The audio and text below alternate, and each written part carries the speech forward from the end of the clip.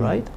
Would you agree? Well, now, if you look at the number, I think perhaps we should, first of all, that 150 is mainly for family reunion. That's correct. So we have the family angle, we have the humanitarian angle. So, yes, it does add to new demand, new pressure on housing, definitely. It does. But of course, we cannot just say, okay, it adds to housing pressure, therefore that policy has to go, because that policy has other dimensions. Secondly, in terms of population measure, if you look at the increase in population, the increase rate of Hong Kong compared to other cities, you're going to tell me the population is dropping. We are no worse than other cities. In fact, in other words, other cities are also facing population increase just in terms of number.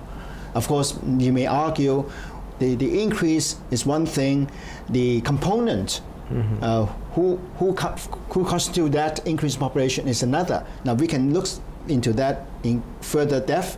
That is a matter of population policy.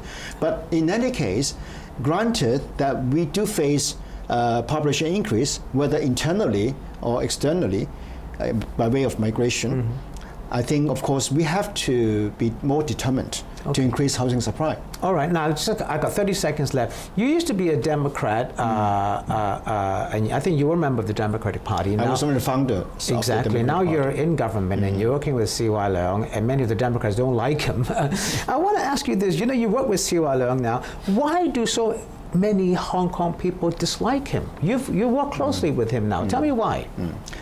I suppose some people are skeptical about CY because, they have political differences with him. But I've been working with CY closely, particularly after I joined the government. I think he is very concerned about livelihood issues in Hong Kong. He's very hardworking. He has a vision. Housing definitely is something I've got 1 second. He's very concerned about. Do you regret joining the government? Yes or no? No. Now, of course, I realized even before I joined the government that this is a very challenging job. I'm going to have to end it right there. Thanks for watching. See you next week. Good evening.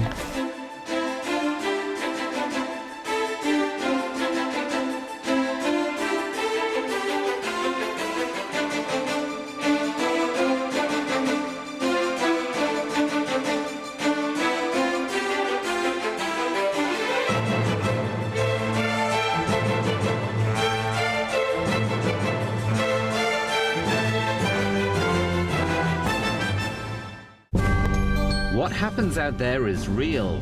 Get the latest European news and current affairs. Whatever happens, when it happens, you're always the first to know. Check in current news. European Journal, every Monday night at 8.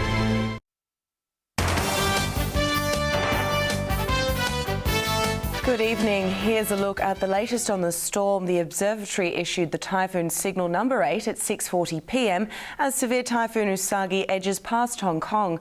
At 8 p.m, Usagi was centred around 140 kilometres east-northeast of the city and moving at about 22 kilometres per hour across the coastal areas of Guangdong.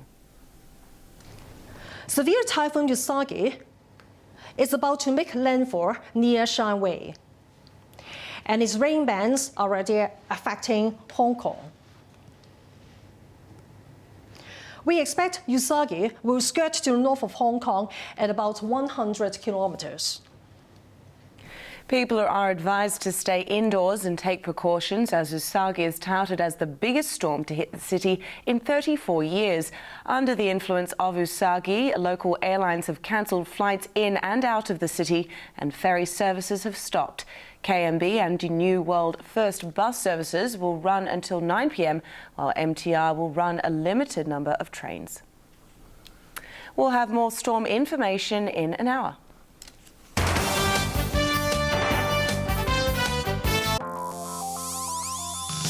Coming up, leisure time. Ramble round the southern Guangdong Greenway.